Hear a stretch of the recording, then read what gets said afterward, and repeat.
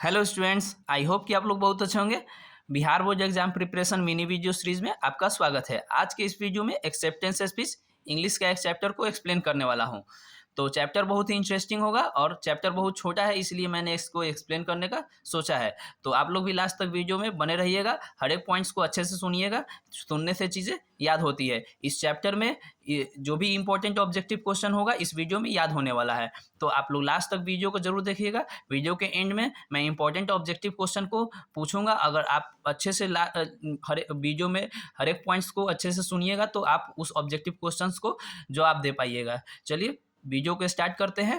पहले चैप्टर का नाम क्या है? Acceptance speech. उसका राइटर कौन है? आंग सान सू की। पहले आंग सान सू की के बारे में पढ़ लेते हैं, उसके बाद से इस चैप्टर का एक्सप्लेनेशन को देखेंगे। आंग सान सू की बॉर्न ऑन 19 जून 1945। आंग सान सू की का जन्म कब हुआ था? 1945 इन रंगून। रंगून शहर में हुआ था। रंगून शहर जो कि कैपिटल है, बर्मा देश की राजधानी है। और बर्मा देश जिसका नाम अब नया नाम म्यांमार है। भारत देश के बगल में एक म्यांमार, भारत देश के बगल में बांग्लादेश है और बांग्लादेश के बगल में म्यांमार नाम का एक देश है। उसी का पुराना नाम बर्मा था और बर्मा का कैपिटल रंगून, जिस शहर में आंग सान सू की का जन्म हुआ था। आंग सान सू की is a pro democracy activist and leader of the national league for democracy in Burma.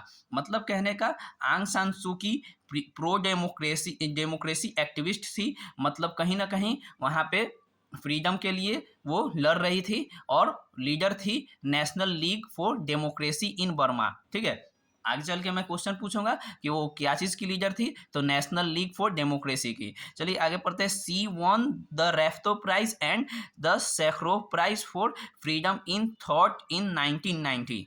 मतलब यहाँ पे कहने का कि उनको एक प्राइज, 3 प्राइज मिला था। एक रेफ्तो प्राइज, सैखरोव प्राइज जो कि 1990 में मिला था। एक तीसरा प्राइज जो कि बहुत इंपॉर्टेंट होगा, Nobel prize, Nobel peace prize in 1991। ठीक है, नोबेल पीस प्राइज उनको कब मिला था? 1991 में। The acceptance speech given here was delivered on behalf of आंग San Suu Kyi by her son Alexander Aris. मतलब कहने का कि एक्सेप्टेंस स्पीच नाम का स्पीच जो है आंग सान सू की के बेटे अलेक्जेंडर एरिस ने दिया था on the occasion of the award of Nobel peace prize in Oslo December 10 1991 को। मतलब ये नोबेल पीस प्राइज जो दिया जाना था ओस्लो में दिया जाना था, जहां पे आंग सान सू की किसी कारणवश जा नहीं पाई और अपने बेटे अलेक्जेंडर एरिस को उस प्राइज को रिसीव करने के लिए भेज दी। तो जब अलेक्जेंडर एरिस उस प्राइज को जब रिसीव करते हैं तो वहाँ पे सभी को कुछ ना कुछ वहाँ पे स्टेज पे स्पीच देना पड़ता है। तो उनके बेटे ने भी स्पीच दिया था और वो speech behalf of her mother था। मतलब उनके मदर के बिहाफ पे था। मतलब वो वहाँ पे अलेक्जेंडर एरिस जो है, जो स्पीच देते हैं उसमें अपने माँ के भावनाओं को व्यक्त करते हैं कि अगर मेरी माँ यहाँ पे होती तो वो यहाँ पे क्या कहती इस प्राइज को रिसीव करने के बाद। चलिए उसी को इस पूरे चैप्टर में पढ़ना है कि आंग सान सू की के भावनाओं को अलेक्जेंडर एरिस ने अपने स्पीच में किस तरीके से व्यक्त किया था। चलिए आगे पढ़ते हैं वीडियो। एक्सेप्टेंस स्पीच यही स्पीच है और स्पीच स्टार्ट करने से पहले कभी भी हैं हम लोग ग्रीटिंग्स देते हैं, तो उन्होंने भी ग्रीटिंग्स दिया था। Your majesties, your excellencies, ladies and gentleman, I stand for you here today to accept on the behalf of my mother. बोलते हैं कि मैं आज आप सबके सामने खड़ा हूं ताकि मैं अपने माँ आंग सान सू की के बिहाफ पे पुरस्कार ले सकूं। ठीक है, आंग San Suu Kyi the greatest of prizes, the Nobel prize for peace. ठीक है, फिर आगे पढ़ते हैं। Because circumstances do not permit my mother to be here in person. किसी परिस्थितिवश मेरी माँ यहाँ पे उपस्थित नहीं हो पाई। I will do my best to convey the sentiments I believe she would express. फिर कहते हैं वो कि इसलिए मैं मेरी माँ की भावनाओं को मैं पूर्णतः व्यक्त करने की कोशिश करूँगा, है ना। क्योंकि वो उनका बेटा है तो उनको बिलीव है कि वो क्या एक्सप्रेस करती यहाँ पे उसी सेंटिमेंट्स को वो कन्वे करने का, मतलब एक्सप्रेस करने का कोशिश करते हैं। चलिए आगे पढ़ते हैं। Firstly, I know that she would begin by saying that she accepts the Nobel Prize for Peace not in her own name but in the name of all the people of Burma. यहाँ से यहाँ तक कहते हैं कि अगर वो शुरू आई नो डैट मैं जानता हूँ कि she would begin by saying, वो अगर कहना शुरू करती तो वो सबसे पहले कहती कि जो प्राइज़ मुझे दिया जाना है not in her on name, मतलब कि वो मेरे नाम का नहीं, in the name of but in the name of all the people of Burma, बल्कि पूरे बर्मा के लोगों के नाम का है। ऐसा वो इसलिए कहते हैं क्योंकि वहाँ पे जो बांग्लादेश में जो जद्दोजहद हो रहा था, जो संघर्ष हो रहा था फ्रीडम के लिए बोलिए या इक्वालिटी के लिए बोलिए या जो भी कहिए, अगर वहाँ पे संघर्ष हो रहा था तो वहाँ पे पीस शांति फैलाने का काम आंग सान सू की ने किया था। लेकिन इस संघर्ष में बर्मा के सभी लोग ही झेल रहे थे, इसीलिए वो कहते हैं कि ये जो प्राइज़ है ये सिर्फ मेरे नाम का नहीं बल्कि बर्मा के सभी लोगों के लिए है जिन्होंने ये संघर्ष को झेला है। आगे फिर आगे वाले लाइन में भी वही कहते हैं कि she would say that this prize belongs not to her but to all those men women and children who even as I speak continue to sacrifice their well being, their freedom and their lives in pursuit in a democratic Burma. मतलब यहाँ से यहाँ तक कहने का है कि Burma को डेमोक्रेटिक बनाने में जो भी मेन वुमेन चिल्ड्रन का संघर्ष रहा है उन सभी के लिए ये प्राइज उन सभी के नाम है। ठीक है, फिर आगे कहते हैं there is the prize and there's will be the eventual victory of Burma's long struggle for peace freedom and democracy. फिर यहाँ से यहाँ तक कहते हैं कि पीस फ्रीडम और डेमोक्रेसी के लिए बर्मा के लंबे संघर्ष में उनकी अंतिम विजय होगी। ये जो प्राइज दिया जा रहा है, ये जो सम्मान दिया जा रहा है, वो बर्मा के लोगों के इस लंबे संघर्ष का ही जीत है। ठीक है, आगे पढ़ते हैं कि वो आगे चल के बोलते हैं कि speaking as her son however I would add that I personally believe that by her own dedication and personal sacrifice, she has come to be a worthy symbol through whom the plight of all the people of Burma may be recognized। आगे चल के कहते हैं कि सबसे पहले वो कहेंगी, क्योंकि वो कहते हैं कि सबसे पहले वो कहेंगी कि ये पुरुष Speaking as her son, however, I would add that I personally believe that by her own dedication। यहाँ से यहाँ तक करने का मतलब है स्पीकिंग एज हर सन, मतलब कि उनका बेटा होने के नाते मैं बताऊंगा कि वे अपने समर्पण और त्याग के कारण ही, मतलब यहाँ पे बोला जा रहा है डेडिकेशन एंड पर्सनल सेक्रीफाइस, इसी कारण से उनके समर्पण और पर्सनल त्याग के कारण ही एक ऐसा बहुमूल्य प्रतीक बन पाई, वर्दी सिंबल बन पाई, बहुमूल्य प्रतीक बन पाई, जिसमें बर्मा के लोगों के हाल को देखा जा सके। ठीक है, मतलब कि बर्मा के लोगों का जो हाल है उसको दिखाने का काम, उसको लोगों तक पहुंचाने का काम और उनको समझने का काम, उनके बीच शांति फैलाने का काम आंग सान सू की ने किया था। आगे चल के बोलते हैं कि and no one must underestimate that plight. यहाँ पे कहने का मतलब है, प्लाइट का मतलब होता है हाल, अंडरस्टिमेट करना मतलब कि उनको अनदेखा नहीं किया जा सकता है। तो बोल रहे हैं कि आगे चल के बोल रहे हैं कि और किसी का भी हाल यानी प्लाइट को कम नहीं आंका जा सकता है, उनके अनदेखा नहीं किया जा सकता है। फिर बोलते हैं the plight of those in the countryside and towns, चाहे हाल उनके हो जो शहर में हो या शहर के भीतर हो, मतलब देहात में। Living in poverty and destitution, मतलब कहने का कि जो गरीबी में हो, पॉवर्टी मतलब गरीबी में हो, दोज इन प्राइजन, यहाँ पे कहने का मतलब है प्राइजन का मतलब कि जो जेल में है, जो जेल में हो, बैटर्ड एंड टॉर्चर्ड, मतलब यहाँ पे कहने का कि जो कष्ट झेल रहे हैं।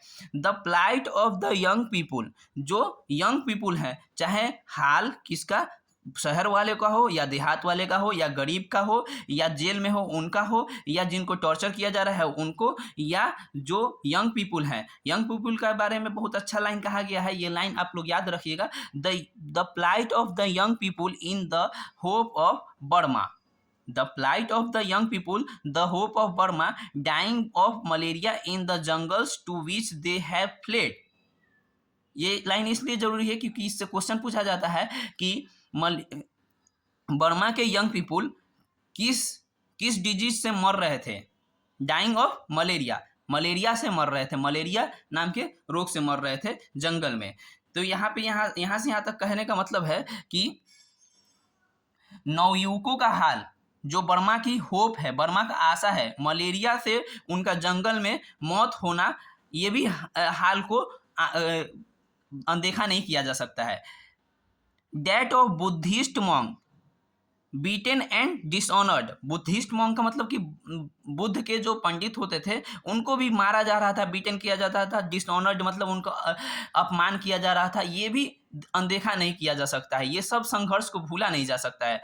Nor should we forget the many senior and highly respected leaders beside my mother who are all incarcerated, मतलब इनकैरेस्टेड का मतलब हो गया जो इनको जेल में बंदी बनाया गया। यहाँ से यहाँ तक कहने का मतलब कि नॉट शुड वी फॉरगेट, हमें ये भी नहीं भूलना चाहिए जो मेरी माँ के साथ, जो सीनियर हाईली रिस्पेक्टेड लीडर मेरे माँ के साथ में जेल में बंदी हुए हैं, मतलब मेरी माँ ही एक जेल में नहीं बंद हुई बल्कि और भी बहुत सारे हाईली रिस्पेक्टेड लीडर्स भी जेल उनके साथ बंदी हुए हैं, तो उनके भी हाल को अनदेखा नहीं किया जा सकता है। मतलब यहाँ पे सीधा सीधा मतलब यहाँ पे कहने का है कि आंग सान सू की के व्यवहार के बारे में बताया जा रहा है कि आंग सान सू की इस प्राइज को लेते समय सिर्फ अपने लिए गर्व महसूस नहीं कर रही हैं बल्कि पूरे बांग्लादेश के लोगों के लिए गर्व महसूस कर रही हैं। आगे चल के बोला जा रहा है कि it is on their behalf that I thank you from my heart. इन सभी चीज़ों के लिए मैं आपको दिल से धन्यवाद देता हूँ, फॉर दिस सुप्रीम ऑर्डर, इतना ज़्यादा सम्मान के लिए मैं आपको दिल से सम्मान देता हूँ। The Burmese people can today hold their heads a little higher in the knowledge that in this far distant and their suffering has been heard and हीडेड।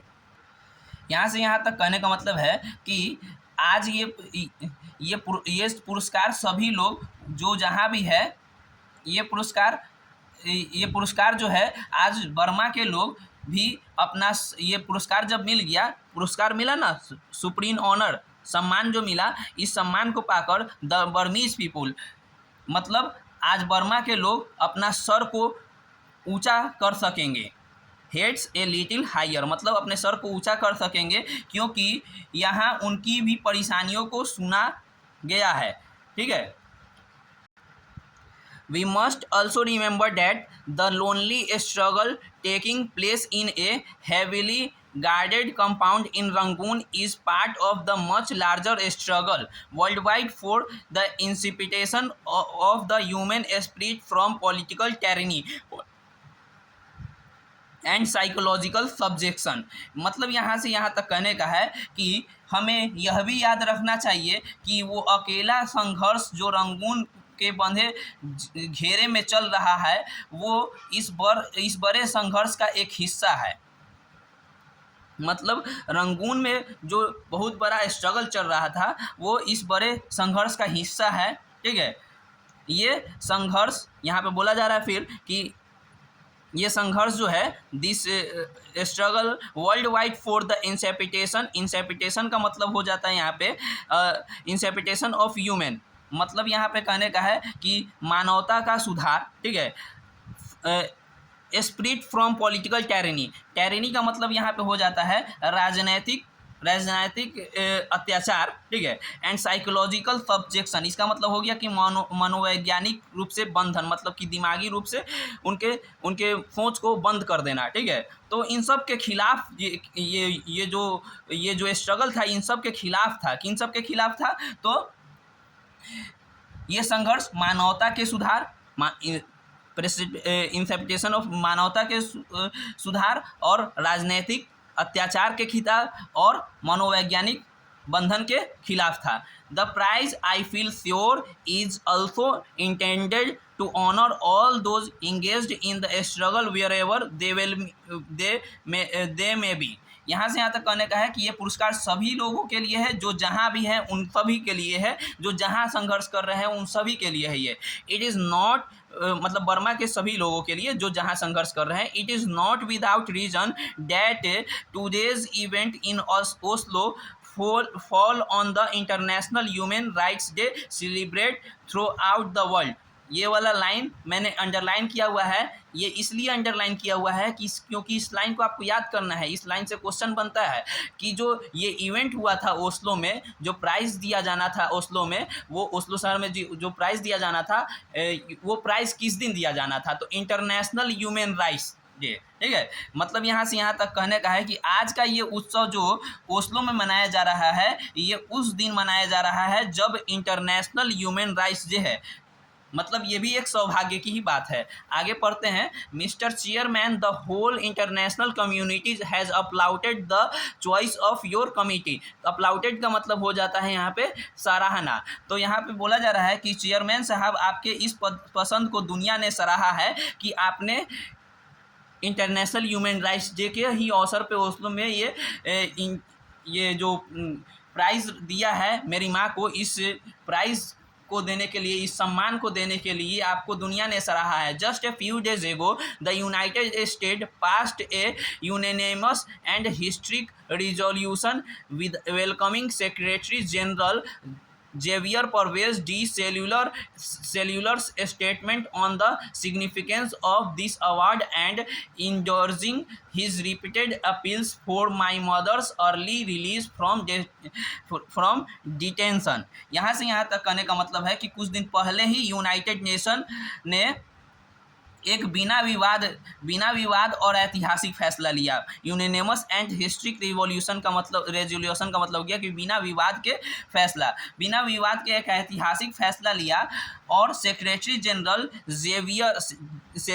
General Javier Perez Cuellar के प्रस्ताव जो इस पुरस्कार और मेरी माँ को जल्दी छोड़ने के लिए था, को स्वागत है। मतलब कि यूनाइटेड नेशन के तरफ से भी पहले से कहा गया था कि इनके माँ यानी कि आंग सान सू की को ये प्राइज़ दिया जाना चाहिए और उनको जल्दी से जल्दी जेल से रिहा भी करना चाहिए। तो ये भी फैसला को वहाँ पे वो स्टेज पे थैंक्स कहते हैं, उनको स्वागत करते हैं। चलिए आगे और पढ़ते हैं कि let it never be said by future generations that indifference, cynicism और selfishness made us fail to live up to the ideals of humanism which the Nobel peace prize encapsulates. यहाँ पे साइनिज्म का मतलब हो जाता है संकुचित सोच कर देना। लोगों आगे जो आने वाले लोग हैं उनको संकुचित सोच, साइनिज्म का मतलब संकुचित सोच कर देना, ठीक है। तो यहाँ से late it be never say कहने का मतलब है कि चलो हम let it be never stayed, मतलब हमें ऐसा करना चाहिए कि हमारे आने वाले बच्चे ऐसा न कहे। Late it be never said, ऐसा न कहे कि स्वार्थ की वजह से, क्या चीज़ की वजह से? स्वार्थ की वजह से, और स्वार्थ की वजह से मानवता के सिद्धांतों पर नहीं चल सके और नोबेल पीस पुरस्कार में संक्षिप्त रूप में शामिल है, जो कि नोबेल पीस प्राइज़ में संक्षिप्त रूप में शामिल है। मतलब कि मानवता अभी भी बाकी है, उनके साइनिज्म, उनका सोच संकुचित नहीं होगा, साइनिज्म नहीं होगा, है ना, कि इंडिफरेंस नहीं किया जाएगा, है ना। मानवता का आज भी इज्जत है। ये जो नोबेल पीस प्राइज़ दिया गया है इससे साबित होता है। आगे कहते हैं कि let the strivings of us all prove Martin Luther King Jr. to have been correct। यहाँ से यहाँ तक कहने का मतलब है कि चलो हमारा प्रयत्न मार्टिन लूथर किंग को सही साबित करे। मार्टिन लूथर किंग के किस बात को सही साबित करे? तो when he said that humanity can no longer be tragically bound to be a starless midnight of racism and war। मतलब कि एक लाइन मार्टिन लूथर किंग ने कहा था कि humanity can no longer be tragically bound to be starless midnight of racism and war. ये भी पूछा जाएगा एग्जाम में कि ये किसने कहा था, humanity can no longer be tragically bound to starless midnight to racism war. तो ये मार्टिन लूथर किंग ने कहा था और इस बात का मतलब है कि मानवता को जातिवाद, नस्लवाद और युद्ध में बांटा नहीं जा सकता है। मतलब मानवता जो ये जो ह्यूमैनिटी है ये हमेशा बरकरार रहेगा और इसकी हमेशा जीत होती है और इसको हमेशा सम्मान दिया जाना चाहिए और दिया जाता है। ठीक है, let the efforts of all prove that he was not a mere dreamer when he spoke of beauty of genuine brotherhood and peace being more precious than diamonds or silver और गोल्ड। मतलब यहाँ पे कहने का मतलब है कि जो मानवता है उसको किन तीन चीज़ों से कंपेयर किया गया है, तो उसको डायमंड और सिल्वर और गोल्ड ये तीनों चीज़ से ऊपर रखा गया है। आगे चल के हम क्वेश्चन करेंगे कि जो ये जो मानवता को, जो ह्यूमैनिटी को इस चैप्टर में किन तीन चीज़ों से ऊपर रखा गया है, किन तीन चीज़ों से इसको प्रीसियस माना गया है। तो डायमंड से भी, सिल्वर से भी, गोल्ड से भी इसको प्रीसियस माना गया किसको, ह्यूमैनिटी को। Let a new age dawn thank you. Last में वो कहते हैं कि चलो एक नए दौर की शुरुआत करें, धन्यवाद। तो यहाँ पे आपका स्पीच उनका ख़त्म हो जाता है और स्पीच में जो क्वेश्चन करने वाले थे, चलिए मैं कुछ इम्पोर्टेंट ऑब्जेक्टिव क्वेश्चन को पूछ लेता हूँ कि आपने ठीक से इसको सुना भी है या नहीं। चलिए सबसे पहले हम आपको दिखाए गए ही क्वेश्चन पूछते हैं, लेकिन आप लोग अपने ध्यान में लाइएगा जरूर कि ये सब क्वेश्चन मैंने उस समय भी बताया था। सबसे पहले क्वेश्चन किया जाएगा कि एक्सेप्टेंस स्पीच को लिखा किसने है, तो आंग सान सू की। आंग सान सू की का जन्म कब हुआ था, तो 1945। कहाँ हुआ था, तो रंगून शहर में हुआ था।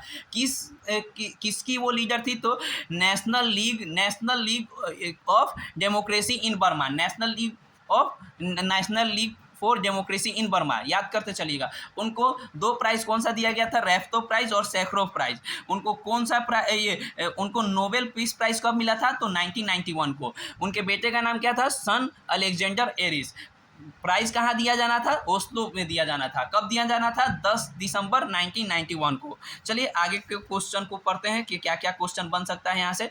तो यहाँ से एक और क्वेश्चन बनेगा कि यंग पीपुल बर्मा के किस बीमारी से मारे जा रहे थे, किस बीमारी से मर रहे थे, तो मलेरिया से वो मर रहे थे। आगे चलिए और कुछ क्वेश्चन बनता है, वो सब क्वेश्चन को ही देख लेते हैं, इंपॉर्टेंट ऑब्जेक्टिव क्वेश्चन को जो पूछा जाएगा और आपको याद हो गया होगा मे भी। ठीक है, और याद हो जाना चाहिए क्योंकि पूरा कहानी को अगर अच्छे से सुने तो याद हो ही गया होगा। यहाँ पे एक और चीज़ पूछा जाता है कि ओस्लो में जो इवेंट हुआ है प्राइज़ देने का, नोबेल पीस प्राइज़ किस दिन दिया जाना था, तो इंटरनेशनल ह्यूमन राइट्स डे के दिन दिया जाना था। आगे और क्वेश्चन पूछा जाएगा कि किसने कहा था humanity can no longer be tragically bound to the starless midnight and racism and war. मतलब मार्टिन लूथर किंग जूनियर ने ही इसको कहा था। याद रखिएगा, Martin Luther King junior, senior भी ऑप्शन देगा, सीनियर में नहीं मानना है, मार्टिन लूथर किंग जूनियर में मानना है। चलिए और है कि जेन्युइन ब्रदरहुड एंड पीस को किन 3 चीज़ों से ऊपर रखा गया है, तो सिल्वर, गोल्ड और डायमंड, ये तीनों चीज़ से ऊपर रखा गया है। चलिए अगर आपको वीडियो अच्छा लगा होगा और अच्छे से अगर ये जो भी इंपॉर्टेंट ऑब्जेक्टिव क्वेश्चन अगर मैंने पूछा है अगर आप जवाब दे पाए होंगे, तो आई होप आपको वीडियो का फ़ायदा हुआ है। और वीडियो को अगर आपको अच्छा लगा है तो आप वीडियो को लाइक कीजिएगा और नेक्स्ट वीडियो में ऐसे ही मिलते हैं आपसे। धन्यवाद।